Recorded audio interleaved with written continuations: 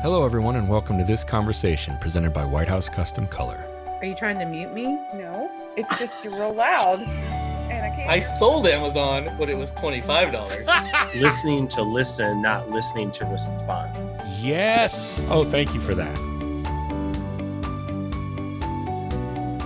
Tell me this, my daughter is 11, and she's helping out mom. My wife's the photographer, so my daughter's she's the assistant. She has been for a little while. She's getting more and more excited about it. I could see her going that route because she's creative too.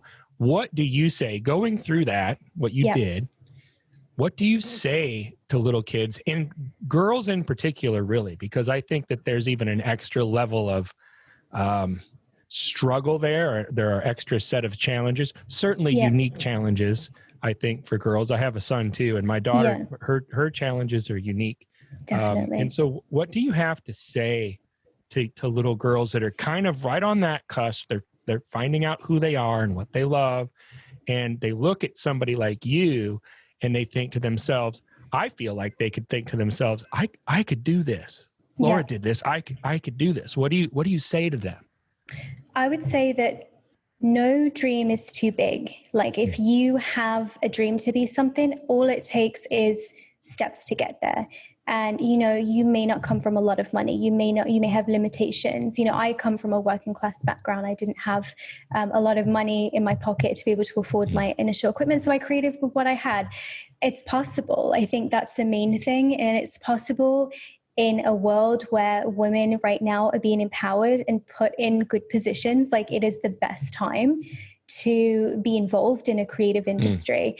And to realize, like, if your dream is to be a photographer and live in a big city, you can get there. You just need to, start taking little steps, whether it's a little step to join in an online community and giving yourself personal projects to do once a month, and just keep giving yourself little challenges, like whether it's, okay, this week I'm going to copy the shoot that I really like from this photographer and learn a little bit more about lighting.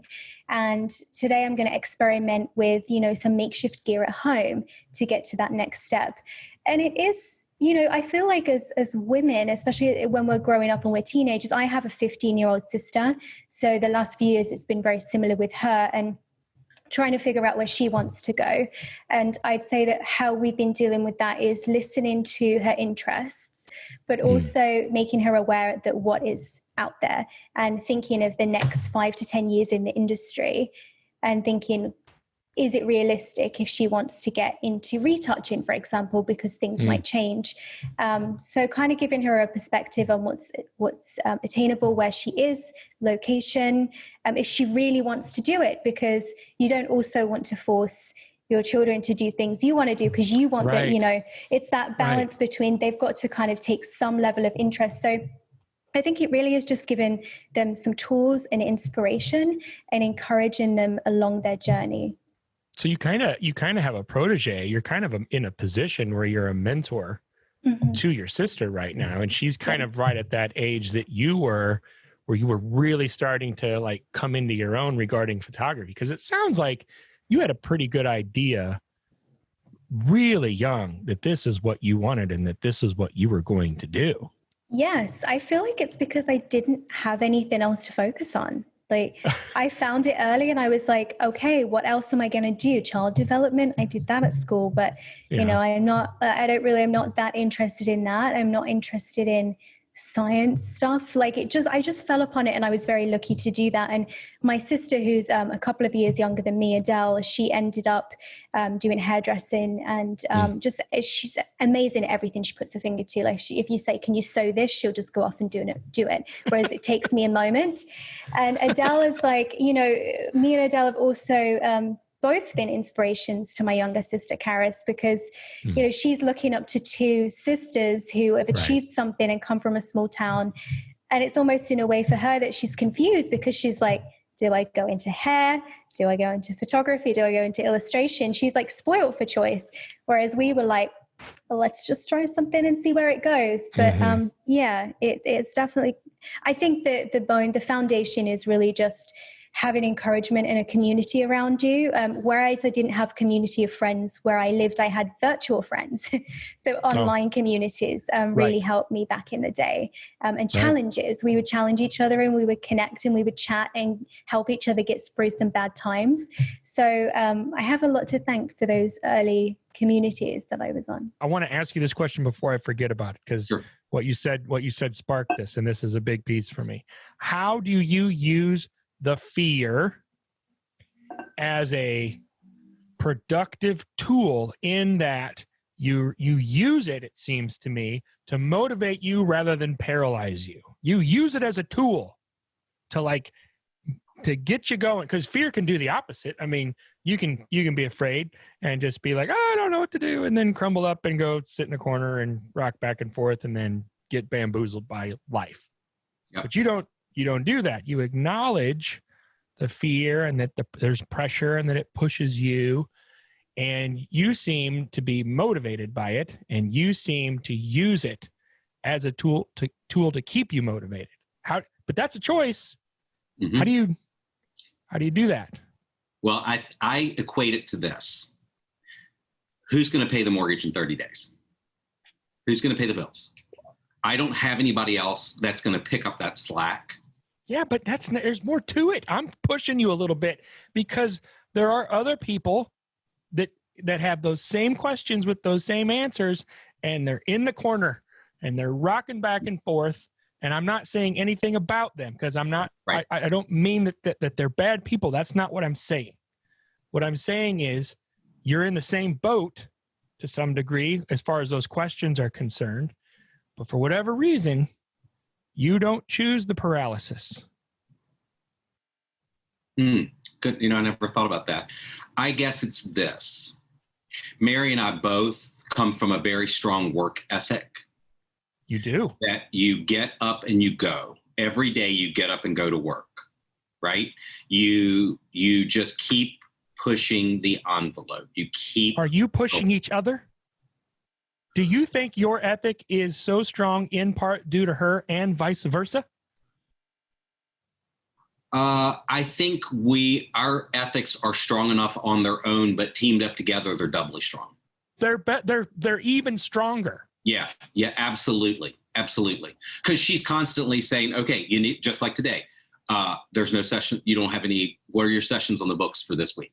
We went out of town this weekend, and we, up until now, we've had a lot going on. We judged IPC. I had sessions, we had orders, we had everything kind of humming right along. Mm-hmm. And then once you're in the thralls of doing that, you have to also remember that you constantly have to keep booking sessions and reaching out to your clients. Yeah. Oh yeah. Now, luckily we have, and I'll tell you the biggest thing that Mary says all the time, and it's so true, is that you have to pick up the phone and you have to ask for the business. You have to ask for the sessions. You have to let your clients know now's the time. Sally's due for her 2-year-old portrait. It's time to do it. I don't want you to regret not doing this, right? Or so you're call giving those a little clients. push. Yep. A little encouragement. Yep. And I'm finding too that clients are really appreciating the fact that we're contacting them to let them know that now's the time, because up until, and even could be now with kids being home, there's so much going on that it's so easy to forget in the thralls of your second, third, and fourth child that, I need to stop and document this while it's important to, because we did it the first time, or I didn't do it the first time and now I'm really regretting that we didn't. So let's go ahead and do it.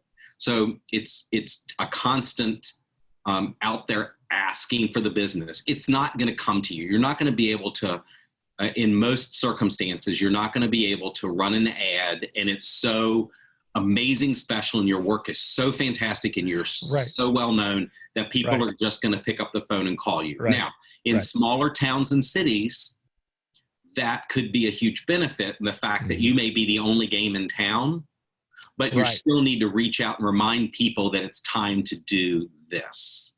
Right. And I don't even know a lot of people that are the only game in town these days, to be honest, even in a small town. 300 people in a town, there's 14 photographers. True. let's pivot to the conference. Tell me about this conference. First of all, when is it exactly? Okay, it is exactly February 23rd, 24th, 25th. And we did it last year in Dallas, Texas for the first time, and it was standing room only, like it completely sold out. And we were so excited for this year, hoping the world would open up, and we thought, you know what, we just can't, we don't know. Not yet. So it's going to be virtual, which I know people are like, but it's going to be completely different. We hired Tony Robbins' event team. I'm going to be on a stage in some state somewhere.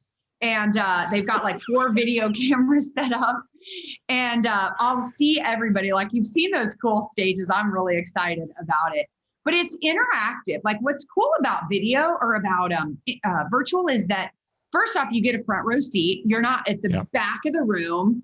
You can ask your questions. We can do little breakout groups. We're sending everybody this huge box of activities that they can't open until each program throughout the 3 days. We're doing a full scrub assessment on their business, and we're going through those key puzzle pieces of being boutique, right? How do you do pricing? How do you market as a boutique photographer? What are the key parts? How is it? And then how do you get that $3,000 to $3,000+ average? So that's pretty cool. And we actually invited White House. I'm pretty sure you guys, someone from White House, probably Matt, is going to be there to show people products, because that's what's cool about the big conventions is that you get to touch and feel. And we have so many newer photographers and people who haven't been able to do that. So he can hold up those gorgeous albums and different things like that. And tell me, so let me stop you there for a second, because I want you to expand a little bit on the boutique studio with products specifically, because you were mentioning earlier, it's the whole the problem thing, right? They don't, how did you say that? They're not problem aware. Right. Yeah. They're not problem aware. I feel like products in particular, that the whole problem aware piece is related in a big way to products specifically. Can you talk about that a little bit more? I was just thinking about that when you started talking about products. I have a whole segment on that, because I think that's scary. If you've just been doing digital files, it's like you look at the cheesecake menu at a lab, and it's like, okay, all these products, I have to offer them all. And it's like, no. No, you don't. No, you don't. My favorite boutique restaurant here in town is a little cafe. It's called Incredibly Delicious. They have, I think, 7 things on their menu, the same 7 things for the last 20 years. And I can eat them every single day. They're delicious. Right? Versus you go to Applebee's or Cheesecake and you've got like this 525-page menu. Do pick your favorite things and do them really well. I do that anyway, though. Don't you do that? Like, I do that almost everywhere. Now, my wife's the adventurous one. Who knows what she's going to order when we go out to eat. I get a ribeye or a filet. Yeah. That's what I get. It's because true. that's what I love. And so I get what you're saying when people get overwhelmed by the amount of products initially. I don't even know how many times I have said, you don't have to offer a third of these options. Yeah. Pick what you want. Start small. Yeah. Pick what you want. Offer a few of them, and then you're going to, like, that part's a process too. There's going to be things that get weeded out because nobody wants them. There's going to be other things that rise to the top because everybody wants them. There's going to be things that you weed out because you don't like them. Yeah. And there's going to be other things that you're drawn to because they're more conducive and complementary to your style, right? Like, that's part of the journey too, is it not? Yeah, that's why I named my company Joy of Marketing, because it was kind of a nod to Joy of Cooking, because business is a lot like cooking, right? There are a million ways to make a chocolate cake. Yes. Right?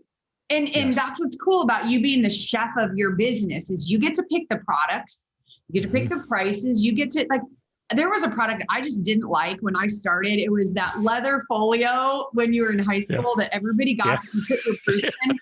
Yeah. And over the years, I've had people ask for it, and it's like, I know where to get it. I know how to get it, but I'm just never, ever selling it. It's just never. Yeah, it's not your thing. No, it's not my thing. And I'm the chef, right? I can decide to have a gluten-free bakery. And if you want gluten, you just don't come to me. Right. And then the people who love gluten-free, they're going to be like my disciples. Right. That's right. And so I think there's that fear of like, I've got to do what everybody else does. And it's like, no, the opposite. Do what you love, what you as the chef are passionate about. Now, within that, you probably need like some core ingredients for your cake. If you're going to make a cake, flour, sugar, maybe without sugar, I don't know, but those main things, some chocolate. So like when we're teaching the program at Go Boutique Live, I'll be talking about, right? We start with large wall portraits, big, that decorate people's houses. And we talk tier 2 collections, series, like a 9, a 3, things like that. And then third, albums and books, right? You don't need 40 choices. We have one album and one book, and that's what clients get. We actually have 2 albums, a big one and then like a small one, but that's what they get, 3 choices, small, medium, large. We make it easy for them. It's not like, I just don't know. They're all so great. They are all so great. I've been to the White House trade show booth, right? They are great. But if we can't pick, how are they going to pick? We do them a favor. Good. Yes. We do them a favor by picking and helping them make a decision. And then we take out all the knick-knack paddywhack. We don't need to sell that, right? You don't need jewelry and mugs, and we do that on the back end. If we want to sell even cards, a lot of times, we don't want to cannibalize the real artwork that we're in business for. Like we could easily become Christmas card factories, and that's a scary business, right? Because they help promote us, but they're a lower profit margin item. We can't feed our families on that alone. Well, but it's also, okay, so Greg Daniel, I always talk to people about what Greg Daniel does, but he'll use products as promotional pieces that he gives to certain clients. He'll give somebody, 50 cards with their order in the fall using his images. They didn't even know it was coming. It's a surprise. And you can do that with like the little folios, as well. Like there's things that you can use products for definitely that are surprises, not just add-ons, not just, incentives. There's lots of different ways to use these things. And I think, not everybody would want to do this, but I think that if you're in the right spot with the right clientele, giving somebody, 50 Christmas cards, and maybe they'll be like, you know what, I want 400 more of those. And you're like, no problem. It's already done. Boom. But who doesn't want to be introduced to 50 of their best friends, right? Of course. Right. That's what I mean. Like you choose, again, you're the chef. You choose who, every once in a while, the chef will give you something. You go to a nice restaurant, compliments of the chef. Bring you a little drink. Like, who knows what you're going to get? And it's awesome every time that happens. And in my mind, I'm like, well, I'm coming back here again every time. Yes. We do that at the holidays. I love emotional marketing at an emotional time of year with the white. We love the ornaments you guys do. And I've done small canvases, the cubes. Those are great gifts. I don't want them to cannibalize my order, but it's a great way to show love. No, right. You don't want to, I get the cannibalization piece too. Sometimes there's a fine line there. And I love separating them. You and it's so bizarre that you and I are a day apart and our birthdays and our spouses are a day apart, which is so crazy. But you and I were after Christmas birthday babies, right? Yep. Yes. Yeah. And so we got the Merry Christmas, Happy Birthday. Right? Which is what I feel like throwing those 50 cards into an order is. And it's like not as fun as Merry Christmas. And then in March, someone comes in with a gift like, I just love you. I just thought of you today and I brought you a gift. Like, right. Wow. Right. Wow. Right. That is what really makes me feel loved and special. And we do love our clients. We want to make them feel special. They're already excited for their order. So throwing it in there, I think is too much too soon. Spread it out. I get what you're saying, but see, that's the beauty of it. And that's why I like your analogy of the chef. There are going to be chefs that are like, that's not the direction I want to go. And there's going to be other people that are like, that'll absolutely work for me. And they'll kill it. And you're going to find out, right? That's the other big piece about being a chef, especially in a boutique business in particular. And I use the chef still as the analogy, but you will find out what works and what doesn't work. Okay. Can I challenge you here a little bit too? Oh boy. It's not supposed to go that way. No, this is a good one. You're going to like this one. So we always say, sell the destination, not the airplane. And this might help people who are watching who are like, I'm just freaked out by what products to order. If Vicky wanted to go to Hawaii, she'd be like, Jed, we'll go to Hawaii and we'll sit on the beach. There are no cords. we can wave our flag and people will come over and bring us little drinks with cocktails and the sun will be on our face, right? Yep. She's selling that. That's She's not great. selling, Jed will go in a 747 Delta and maybe we can get in the faster line and there will be flight attendants in orange carpet. Ugh. Like, you don't care if it's in No. you I just don't even want want to think about that part of the trip. you want the outcome. And so people, Right. again, they're not problem aware. They just know they love their kids. They want to celebrate them. They want photos, but the airplane is it a canvas? Is it a framed piece? Is it a metal? Is it bamboo? Like, I don't carry all those things. I have some of my students who are like, I only do metals, right? That's their gig. They do punchy color and that's what they love. That's their airplane. But what they're selling is that little boy who's like, doing like flying through the air, jumping on the trampoline. That's what they're selling. It's that destination. Well, I think you're absolutely right. And I love that analogy too. You're really good at this stuff. I mean, it's no surprise. You know what you're talking about. But let me respond. Yes. And maybe this is a good response to that end in that, because I do feel a little bit challenged by that. And I think that one of the things that we did in response to that, I don't think, without even thinking about it the way that you're presenting it, is that we don't offer everything. This is at our studio. We don't offer everything, but what we do is we don't really care if you get a canvas or a metal or a standout or a framed print. They cost the same. Now, there are minor exceptions. Like if you want a frame that's going to cost me another $700, then you'll be, that's added on to the price. Yeah. But, as far as like baseline stuff across the board goes, you can get a 2020, a 2030, a 2040, a 3040 in any one of those for the most part. And the price doesn't change because that allows us to focus on Hawaii and not so much. You don't want to get lost in a sale. You don't want to get lost in the minutia of any of that stuff. Because it takes people from that emotional place where they're like, oh, sparkles, to the spreadsheet of now, how much is this size? This is this much of an add-on and this much. What is Jeff Dukowski says, math is the enemy of love. It's one of the best things I've ever heard in my whole entire life. Math is the enemy of love. I got to write that down. I think that's what he said. I hope I'm not misquoting him. He said it. No, I love that. Because, and then of course you apply that to everything, that for myself that I get excited about. I don't ever want to think about all of that minutia. I want to think about what's going to happen on the other side of it. We're on the same page here because our framed wall portrait is the same price as our canvas. Those are your choices. I think that the point I'm kind of making is that photographers think there's this magic product mix. What do people want? Like, what do you want? You want to get to Hawaii, right? Like, I want to walk in my house and get goosebumps when I look at that on my wall. Yes. So is there am I like, I'm looking for the 2-inch bamboo standout? Like, they don't know that, right? They just want the feeling they get from that artwork. So literally I have people I've coached who only sell books and albums because they're like storytellers. That's cool. Yeah.